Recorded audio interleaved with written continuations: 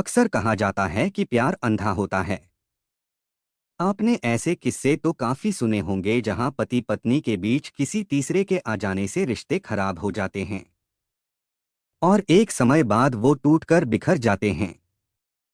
ऐसे मामलों में कई बार हालात और खराब हो जाते हैं। ऐसा ही कुछ हुआ मध्य प्रदेश के बैतूल में, जहां पति पत्नी के बीच किसी तीसरे के आ जाने से बात हत्या तक पहुंच गई। और वो तीसरा कोई और नहीं, उनका नौकर था। अपने नौकर के साथ अवैध संबंध में पागल हुई पत्नी इस हद तक गिर गई और ऐसा खौफनाक कदम उठा लिया कि लोग सुनकर हैरान रह गए। तो क्या था पूरा मामला, आइए जानते हैं विस्तार से इस वीडियो में। नमस्कार मेरे प्यारे भाइयों और बहनों, मैं विवेक कुमार। क्राइम की कहानी के नए एपिसोड में आप सभी लोगों का हार्दिक स्वागत है।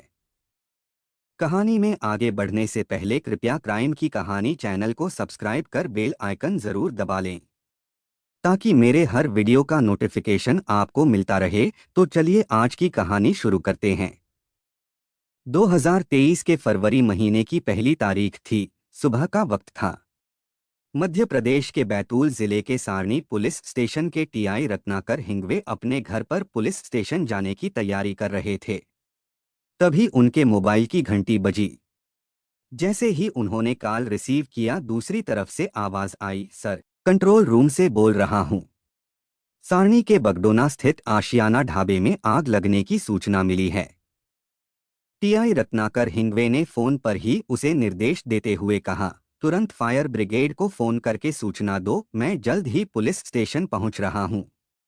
5 मिनट में ही टीआई पुलिस स्टेशन पहुंचे और अधीनस्थ स्टाफ को साथ लेकर आशियाना ढाबे की ओर निकल पड़े। कुछ ही मिनटों में वे सारणी पुलिस स्टेशन से करीब 3 किलोमीटर की दूरी पर छतरपुर रोड स्थित आशियाना ढाबे की ओर रवाना हो गए। रास्ते में ही टीआई ने घटना की जानकारी बैतूल की एसपी सिमाला प्रसाद और एसडीपीओ रोशन जैन को दिया। कुछ ही समय में पुलिस बल सहित सारणी के एसडीपीओ रोशन जैन और फोरेंसिक टीम घटनास्थल पर पहुंच गई। तब तक फायर ब्रिगेड वहां पहुंच चुकी थी और आग पर काबू पा लिया गया था। ढाबे के एक कमरे से धुआं उठता दिखाई दे रहा था। पुलिस टीम ने वहां जाकर देखा कि ढाबे की ऊपरी मंजिल पर जिस कमरा नंबर 101 में आग लगी थी, वहां ढाबे का मालिक शैलेश साकरे रहता था। कमरे के अंदर का नजारा दिल दहला देने वाला था। जब तक आग पर काबू पाया गया, उससे पहले ही शैलेश साकरे की मौत हो चुकी थी। जब ढाबे पर मौजूद समीर को पुलिस ने बुलाया तो उसने ही बताया कि यह अधजली लाश ढाबे के मालिक शैलेश साकरे की है। अधजली हालत में मिली शैलेश साकरे की लाश ढाबे के रूम से बाहर निकाली गई। फोरेंसिक टीम ने कमरा नंबर 101 का बारीकी से निरीक्षण किया और शव का परीक्षण करके बताया कि युवक को जलाने में केमिकल का इस्तेमाल किया गया है। पूछताछ में पता चला कि कमरा नंबर 101 में रहने वाले शैलेश साकरे की पत्नी सीमा साकरे अपने मायके गई हुई थी और शैलेश सुबह उठकर अपनी 9वीं क्लास में पढ़ने वाली 16 साल की बेटी को बाइक से स्कूल छोड़कर आया था। इस ढाबे को पहले शैलेश ही मिलन ढाबा के नाम से चलाता था। नशे का आदी होने से जब शैलेश पर कर्ज बढ़ गया तो उसने ढाबे को किराए पर दे दिया। कुछ दिनों पहले उसने इसे समीर मसीद को किराए पर दे दिया था, जो अब इसे आशियाना ढाबे के नाम से चला रहा था। ढाबे में हुए शैलेश साकरे मर्डर केस की खबर से आसपास के इलाकों से काफी भीड़ जमा हो गई थी। पुलिस को आग लगने की कोई वजह समझ में नहीं आ रही थी। पुलिस ने ढाबे में लगे सीसीटीवी कैमरे की फुटेज देखी तो एक व्यक्ति ढाबे में प्रवेश करता हुआ और कुछ समय बाद ढाबे से बाहर की तरफ जाता दिख रहा था। पुलिस का शक इसी व्यक्ति पर जा रहा था। पुलिस का मानना था कि यही व्यक्ति शैलेश के कमरे में आग लगाकर आया होगा। पुलिस टीम ने ढाबे के संचालक समीर से पूछताछ की तो उसने बताया कि सीसीटीवी कैमरे की फुटेज में दिखाई देने वाला शख्स हेमंत बाबरिया है, जो पहले शैलेश साकरे के ढाबे पर ही काम करता था। पुलिस ने इस बीच शैलेश की बेटी को भी स्कूल से बुला लिया और लाश की शिनाख्त कर पोस्टमार्टम के लिए भिजवा दिया। शैलेश की बेटी ने पुलिस टीम को बताया कि कुछ दिनों पहले मम्मी नाराज होकर मामा के घर बैतूल चली गई थीं। शैलेश के बड़े भाई शंकर लाल ने यह जरूर खुलासा किया कि शैलेश साकरे अपनी पत्नी सीमा साकरे और ढाबे में काम करने वाले हेमंत बावरिया को लेकर हमेशा टेंशन में रहता था और शराब भी पीने लगा था। कमरे की हालत देखकर पुलिस को आग लगने की वजह संदेहास्पद लग रही थी। ढाबे के कमरा नंबर 101 में अधजली लाश के पास एक हथौड़ी मिली थी और पोस्टमार्टम रिपोर्ट में इस बात का खुलासा हो चुका था कि शैलेश के सिर पर चोटों के निशान पाए गए थे। इससे साफ जाहिर था कि जलाने से पहले उसे सिर में हथौड़ी से चोट पहुंचाकर मौत के घाट उतारा गया है। जब पति पत्नी के बीच अनबन की जानकारी पुलिस के सामने आई तो पुलिस के शक की सुई सबसे पहले सीमा की तरफ ही घूमी।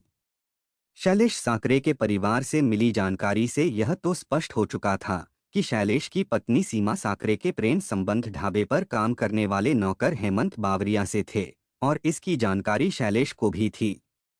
इसी आधार पर सबसे पहले पुलिस ने सीमा की खोज के लिए पुलिस की टीम बैतूल भेजी, जहां सीमा के मायके वालों से पता चला कि सीमा यहां 15 जनवरी को आई थी। 2-3 दिन रुकने के बाद यहां से अपनी बुआ के घर इटारसी चली गई। इसके बाद सीमा पर पुलिस का संदेह अब और गहराता जा रहा था। सीमा का मायका बैतूल में था। बैतूल में सीमा के पिता भी 2 पत्नियों के साथ रहते थे। सीमा अपनी मां की 3 बेटियों में सबसे छोटी थी। उसकी दूसरी मां से एक बेटा था। सभी बहनों की शादी भी हो चुकी थी, इस वजह से मायके में भी ज्यादा पूछ परख सीमा की नहीं थी। पुलिस ने जब सीमा साकरे के मोबाइल की कॉल डिटेल्स निकाली तो पता चला कि हत्या की साजिश रचने वाली सीमा से हेमंत बावरिया ने 2 दिन में मोबाइल पर 36 बार बात की थी। इतना ही नहीं, हेमंत ने सीमा को मोबाइल पर 206 बार मिस्ड कॉल किए थे। वारदात को अंजाम देने के बाद हेमंत बावरिया ने सीमा साकरे से मोबाइल पर बात भी की थी। पुलिस की टीम जब सीमा की तलाश में उसकी बुआ के घर इटारसी पहुंची तो वह वहीं मिल गई। पुलिस सीमा साकरे को वहां से सारणी पुलिस स्टेशन लेकर आई। पुलिस ने जब उससे सख्ती से पूछताछ किया तो उसने डर की वजह से बड़ी आसानी से अपने प्रेमी हेमंत बावरिया से पति की हत्या करवाने का जुर्म कबूल कर लिया। पुलिस जांच में यह सब स्पष्ट हुआ कि साक्ष्य छिपाने के लिए सीमा साकरे ने अपने मोबाइल से कॉल डिटेल्स डिलीट कर दी थीं।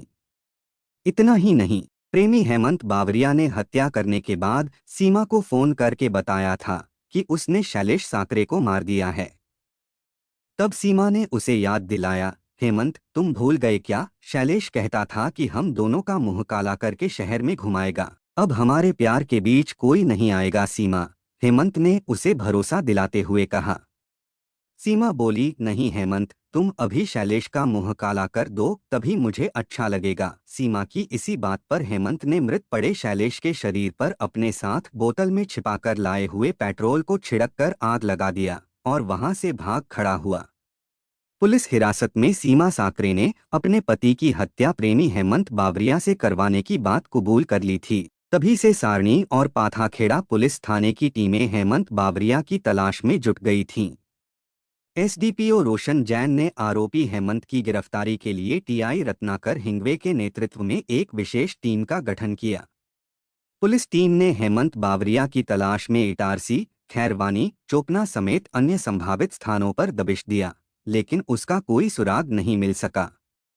हेमंत ने भागने के बाद अपना मोबाइल बंद कर लिया था। पुलिस टीम उसकी तलाश में इटारसी गई तो वहां उसके माता पिता और भाई बहन भी थे। उन्होंने बताया कि हेमंत बावरिया इटारसी में भी छोटे मोटे अपराध करता रहता था और घर से महीनों तक गायब रहता था।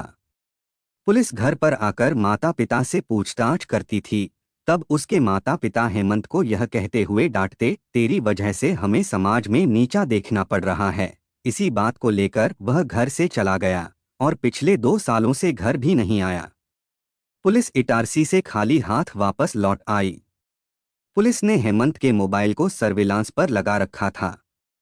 6 फरवरी 2023 को हेमंत बावरिया ने कुछ समय के लिए मोबाइल ऑन किया तो पुलिस ने उसकी लोकेशन ट्रेस किया। वह सारणी से करीब 15 किलोमीटर दूर राउंडेव इलाके की थी। पुलिस टीम ने मुस्तैदी के साथ घेराबंदी किया तो जंगल में एक खंडहरनुमा मकान में वह पुलिस के हत्थे चढ़ गया। उसे 6 फरवरी 2023 को सुबह करीब 10:30 बजे राउंडेव के जंगल से घेराबंदी करके पकड़ लिया गया। हत्या करने के बाद से आरोपी हेमंत बावरिया जंगल जंगल छिपता फिर रहा था। खास बात यह थी कि हत्या जैसी संगीन वारदात को अंजाम देने के बावजूद आरोपी शहरी क्षेत्र के आसपास ही जंगल में छिपता रहा, जिसे पकड़ने में 6 दिन बाद पुलिस को सफलता मिल गई। सीमा साकरे और हेमंत बावरिया की मुलाकात भले ही पुरानी थी, मगर उनका प्यार नवंबर 2021 से परवान चढ़ा था। दोनों को इश्क का खुमार इस कदर चढ़ गया कि प्यार में सब कुछ कुर्बान करने को तैयार हो गए। पति की हत्या की साजिश रचने वाली सीमा ने पुलिस पूछताछ में बड़े आत्मविश्वास के साथ कहा था, मेरे जेल जाने की खबर मिलते ही हेमंत बावरिया भी मिल जाएगा। हकीकत में यही हुआ। सीमा को 2 दिन पहले ही पुलिस ने न्यायालय में पेश किया था, जहां से उसे जेल भेज दिया गया। इसके बाद हेमंत बावरिया भी पुलिस के हत्थे चढ़ गया। पुलिस पूछताछ में हेमंत बावरिया ने बताया कि हत्या से 3 दिन पहले उसने मिलन ढाबे का सीसीटीवी कैमरा निकालने का प्रयास किया था, लेकिन अपने मंसूबे में वह कामयाब नहीं हो सका। इतना ही नहीं, हत्या करने के बाद उसने ढाबे के काउंटर तक आने वाले पिछले दरवाजे पर लगे ताले को तोड़ दिया था। दरअसल काउंटर में सीसीटीवी कैमरे का डिजिटल वीडियो रिकॉर्डर रखा था। उस रिकॉर्डर को वहां से हटाने की योजना उसने बनाई थी, लेकिन वारदात वाले कमरे से धुआं उठते ही ढाबे के बाहर बड़ी तादाद में लोग इकट्ठा हो गए थे, जिसके चलते वह रिकॉर्डर तक नहीं पहुंच सका और वहां से भाग निकला। हेमंत बावरिया अगर इस रिकॉर्डर को ले जाता तो इस हत्याकांड का खुलासा बमुश्किल ही हो पाता, लेकिन हेमंत बावरिया के ढाबे में प्रवेश करते हुए और भागते हुए सीसीटीवी कैमरे में कैद होने से वारदात से पर्दा उठ गया। बैतूल जिले के सारणी कस्बे में रहने वाले 45 साल के शैलेश साकरे की शादी करीब 18 साल पहले बैतूल की सीमा साकरे से हुई थी। एक बेटी के जन्म के बाद से ही शैलेश साकरे मिलन ढाबा चला रहा था। 38 साल की सीमा साकरे की बुआ इटारसी में रहती हैं, वहां अक्सर सीमा का आना जाना होता रहता था। 1 साल पहले की बात है, जब सीमा अपनी बुआ के यहाँ इटारसी गई हुई थी, तो उसकी मुलाकात हेमंत बावरिया से हो गई। हेमंत से उसकी जान पहचान बरसों पहले उस समय से थी, जब वह अपनी बुआ के पास इटारसी आया करती थी, लेकिन शादी हो जाने के बाद उसका इटारसी आना कम हो गया था। हेमंत बावरिया उसका दोस्त था। हेमंत सीमा को देखकर बोला, यार तुम तो बहुत बदल गई हो, अब तो हमें भाव ही नहीं देती। सीमा इठलाती हुई बोली, जनाब अब हम किसी और के हो चुके हैं, अब भला तुम्हें क्यों भाव देंगे। सीमा के इस जवाब से वह झेंप गया। सीमा ने उसकी झेंप दूर करते हुए कहा, अच्छा डियर, ये बताओ तुमने शादी की या नहीं। जानू हमारा दिल तो अभी भी तुम्हारे लिए धड़कता है, भला हम क्यों शादी करेंगे। हेमंत ने भी बेधड़क होकर कहा। 28 साल का हेमंत बावरिया गोरे रंग का हट्टा कट्टा स्मार्ट नौजवान था। सीमा साकरे यह जानकर बहुत खुश हुई कि हेमंत की अभी तक शादी नहीं हुई है। सीमा ने हेमंत में इंटरेस्ट लेते हुए पूछा, कुछ काम धंधा कर रहे हो कि नहीं। पहले इटारसी के एक होटल में नौकरी करता था। लॉकडाउन के बाद वह नौकरी भी हाथ से निकल गई। कहीं तुम्हारी जुगाड़ हो तो मुझे नौकरी दिलवा दो ना, घर वाले भी ताना देने लगे हैं कि मुफ्त की रोटियां तोड़ते हो। हेमंत बोला।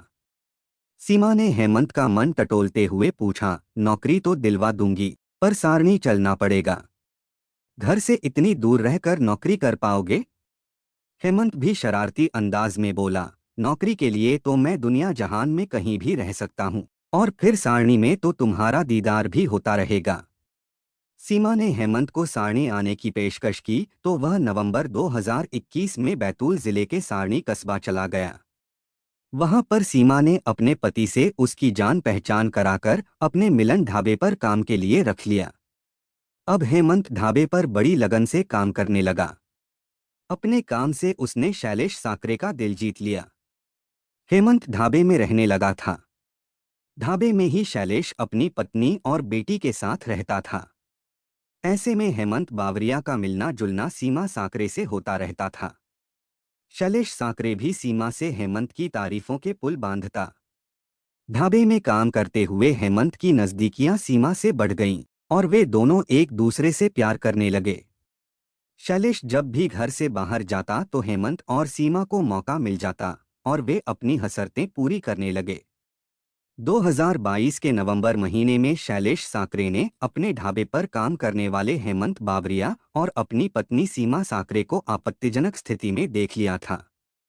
तभी से शैलेश साकरे सीमा से हेमंत बावरिया को ढाबे से निकालने को बोल रहा था, लेकिन सीमा की जिद के आगे वह मजबूर था।